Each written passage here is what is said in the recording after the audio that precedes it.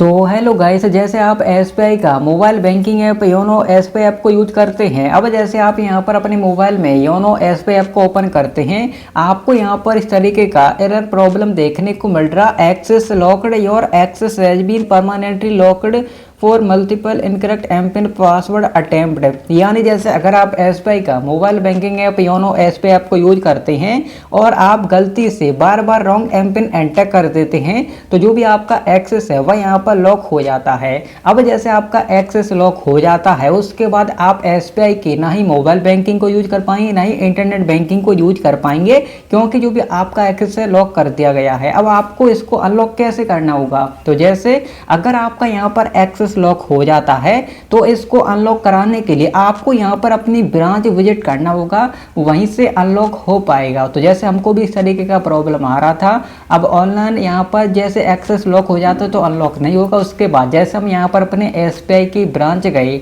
Branch जाने के बाद हुआ क्या, जैसे हमको ब्रांच की तरफ से इस तरीके का फॉर्म दिया गया state bank of India internet banking का, जैसे आप देख सकते हैं। तो इसमें हमको क्या करना होता है, जैसे हमको इस फॉर्म को जमा करना होता है फिलअप करके।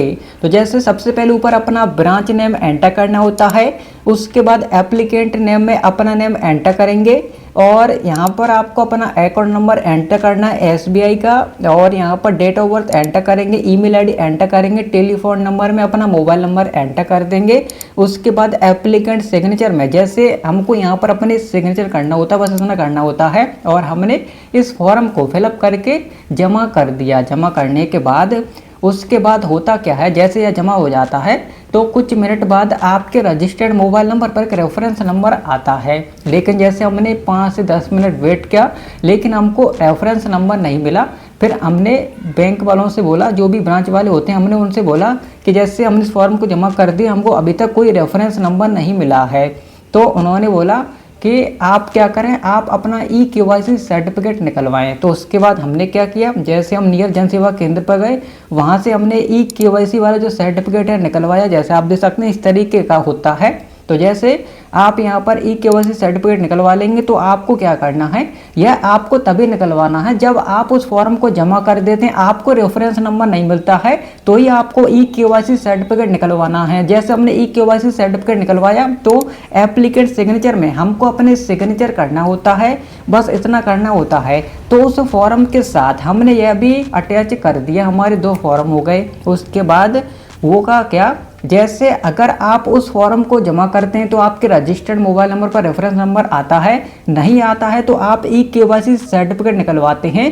तो आपको क्या करना, जैसे अगर आप बैंक में अपना ई-केवाईसी सर्टिफिकेट जमा करते हैं तो आपको बैंक वाले खुद से एक पर्ची पर लिखकर जो भी रेफरेंस नंबर होता है आपको दे देंगे, बस इतना करना होता है। तो हमको ब्रांच की तरफ से, बैंक वालों की तरफ से यहाँ पर रेफरेंस नंबर मिल गया, उन्होंने हमको एक पर्ची पर लिखकर दे दिया था। उसके बाद हुआ क्या, जैसे आप देख सकते हैं, उसके बाद हमने अपने मोबाइल में क्रोम ब्राउज़र को ओपन किया, एसबीआई नेट बैंकिंग सर्च किया, हम एसबीआई की नेट बैंकिंग पर आ गए। उसके बाद कंटिन्यू टू लॉगिन पर क्लिक किया। जैसे हमने इस पर क्लिक किया तो एसबीआई की नेट बैंकिंग में लॉगिन करने वाला ऑप्शन आ चुका है।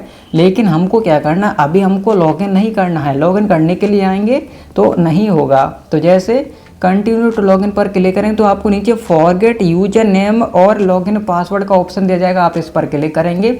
अब इस एरो पर क्लिक करेंगे तो आपको यहाँ पर set login password for request approved by branch वाला ऑप्शन सेलेक्ट करना है। ओके, आपको ब्रांच वाला ऑप्शन सेलेक्ट करना है, नेक्स्ट करना है। जैसे आप नेक्स्ट करेंगे, जैसे हमने नेक्स्ट किया, नेक्स्ट करने के बाद अब जैसे हमको यहाँ पर यूजर नेम और रेफरेंस नंबर एंटर करने के लिए बताया जा रहा है।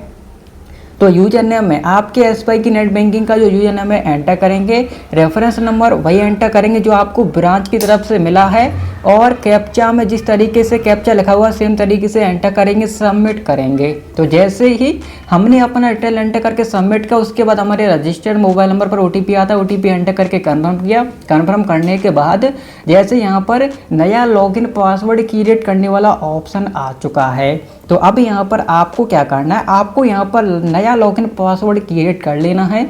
जो पासवर्ड आप ऊपर एंटर करेंगे सेम नीचे एंटर करना है, सबमिट करना है। तो जैसे हमने यहाँ पर नया पासवर्ड क्रिएट करके सबमिट किया तो हमको एक एरर देखने को मिला एक्सेस लॉक्ड का, यानी अभी हमारा एक्सेस लॉक्ड शो हो रहा है स्टेटस में, जैसे आप देख सकते हैं। तो अगर आपको यह प्रॉब्लम देखने को मिलता है तो अभी जो भी आपका एक्सेस है अनलॉक नहीं हुआ है, तो जैसे हम यहाँ पर नया पासवर्ड क्रिएट करने के लिए जा रहे हैं, तो जैसे हमने ब्रांच वालों से बात की, हमने बोला कि जैसे अभी भी हमको यही एरर आ रहा है, तो उन्होंने बोला कि आप थोड़ा वेट करें, अभी आपका जो एक्सेस है अनलॉक हो जाएगा। तो हमने एक बार उनसे फिर से बोला ओके आपको फिर से बोलना है अगर आपको यह प्रॉब्लम देखने को मिलता है, क्योंकि यह इंस्टेंट अनलॉक हो जाता है जैसे यहाँ पर ब्रांच वाले करते हैं। ओके, तो आपको बोलना है तभी करेंगे वो। तो जैसे हमने फिर से बोला तो उन्होंने कर दिया था। उसके बाद आप नया पासवर्ड फिर से बनाएंगे रेफरेंस नंबर एंटर करके तो बन जाएगा, फिर आपको यह एरर देखने को नहीं मिलेगा। ओके, तो इसी तरीके से यहाँ पर एक्सेस अनलॉक होगा तो आपको बार बार बोलना है तभी करेंगे, एक बार में तो वह करते नहीं है। ओके, तो आपको सही से बोलना है तो आपका जो भी एक्सेस है अनलॉक हो जाएगा, और यह ब्रांच की तरफ से ही अनलॉक होता है, ऑनलाइन कोई सॉल्यूशन नहीं है। ओके, आई होप कि आपको जानकारी पसंद आई होगी। तो गाइस जैसे आपको हमारे वीडियो में यह माइक देखने को मिल रहा होगा, यह है गेनारो का माइक जिसको हम यहाँ पर अपने एवरी वीडियो में यूज करते हैं।